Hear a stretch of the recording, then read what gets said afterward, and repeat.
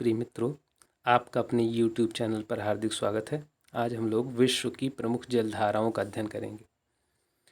देखिए, यहाँ पर आप संसार के महासागर और सातों महाद्वीपों को स्पष्ट रूप से देख सकते हैं। सबसे बड़ा महाद्वीप एशिया महाद्वीप है और सबसे छोटा महाद्वीप ऑस्ट्रेलिया महाद्वीप है।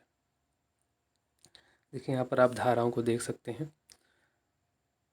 एक सबसे छोटी इकाई जलधारा की प्रवाह होती है, इसे ड्रिफ्ट कहते हैं। फिर उससे थोड़ी सी बड़ी होती है धारा, जिसे करंट बोलते हैं। फिर महाधारा होती है, जिसे स्ट्रीम कहते हैं। दो धाराओं के मिलने से महाधारा बनती है। यहाँ पर आप धाराओं को देख सकते हैं, यानी वार्म करंट और कोल्ड करंट, अर्थात गर्म जलधारा और ठंडी धारा, तीनों को यहाँ पर देख सकते हैं। और साथ ही साथ Pacific ocean, Atlantic ocean, Indian ocean और आर्कटिक ओशियन को भी देख सकते हैं। चलिए, धाराओं के संबंध में कुछ और देख लेते हैं। धारा बनने के कारण सर्वप्रथम कारण है पृथ्वी का घूर्णन। दूसरा कारण है समुद्री हवाओं के कारण। तापमान में भिन्नता के कारण भी धारा बनती है। लवणता यानी सैलिनिटी में डिफरेंस हो जाता है, तब भी धारा बनती है। और वायुदाब, एयर प्रेशर की वजह से भी धारा बनती है।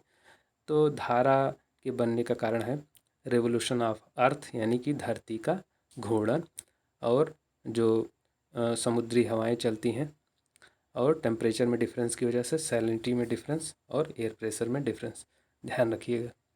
इसके बाद महासागरीय धाराएं कौन कौन सी हैं, तो ये देखिए, ओशन करंट्स हैं। ब्राज़ील धारा, बेंगुला धारा, कैनरी धारा, उत्तरी विस्वत धारा, अलास्का धारा। यहाँ पर आप देख सकते हैं कि धाराएं किस तरह से चलती हैं। जो रेड कलर से प्रदर्शित किया गया है वो गर्म जल धाराएँ हैं, और ब्लू कलर से जिन्हें प्रदर्शित किया गया है वो ठंडी जल धाराएँ हैं।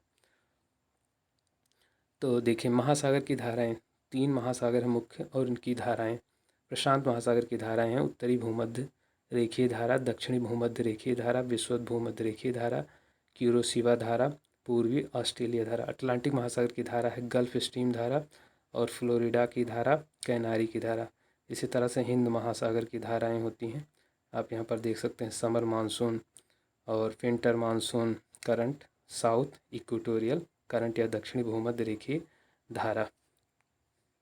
चलिए, धाराओं का तापमान, ध्रुव से भूमध्य की ओर जो धाराएं चलती हैं उनका वो ठंडी जलधारा होती है, और जो भूमध्य से ध्रुवों की ओर चलती हैं वो गर्म जलधाराएं होती हैं। देखिए, उत्तरी गोलार्ध में धाराओं की दिशा क्लॉकवाइज होती है, और साथ ही साथ दक्षिणी गोलार्ध में धाराओं की दिशा एंटी क्लॉकवाइज होती है।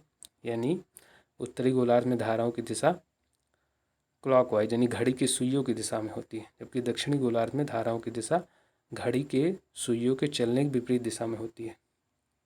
प्रमुख धाराएं देख लेते हैं। अटलांटिक महासागर की धाराएं आप देख सकते हैं। खाड़ी के उत्तर स्ट्रीम, उत्तरी अटलांटिक धारा, ब्राज़ील धारा, बेंगुला धारा, कैनरी धारा, लेब्राडोर धारा, ग्रीनलैंड धारा और फॉकलैंड धारा।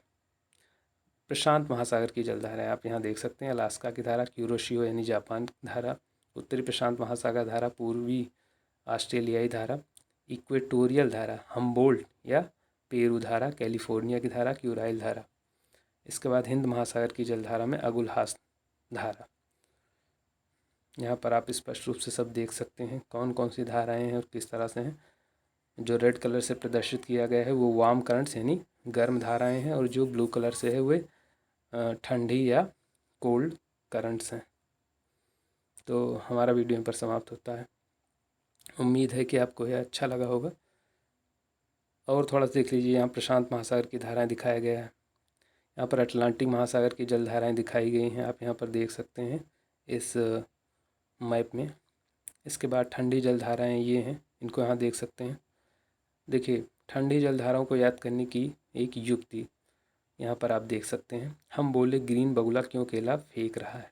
हम्बो से हम्बोल्ट की धारा, ले से लेब्राडोर की धारा, ग्रीन से ग्रीनलैंड की धारा, बगुला से बेंगुला की धारा, क्यों से क्यूराइल की धारा, केला से कैलिफोर्निया की धारा, एफ से फॉकलैंड की धारा, ए से आखोटस्क की धारा, के से कनारी की धारा।